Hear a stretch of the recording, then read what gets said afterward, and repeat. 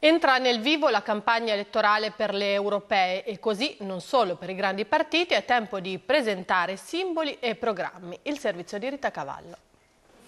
Lavoro, ambiente, fisco. L'impegno dell'Italia dei Valori per le prossime europee sta in queste tre parole. No ad un'Europa a trazione tedesca, quindi governata dall'austerità e dalle banche. Contratto collettivo di lavoro europeo, per fare in modo che i lavoratori italiani abbiano lo stesso stipendio dei lavoratori europei.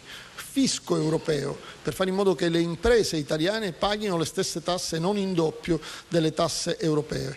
Tutela dell'ambiente, denuclearizziamo l'Europa, no agli OGM. E da ultimo che le banche italiane facciano credito come le banche degli altri paesi europei e quindi un tasso di usura europeo 5 punti superiore a quello che è il tasso di erogazione della BCE.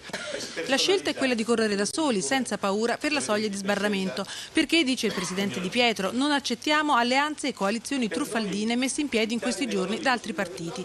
E guardando in casa, sì al DEF di Renzi, peccato non si sia pensato a disoccupati e pensionati.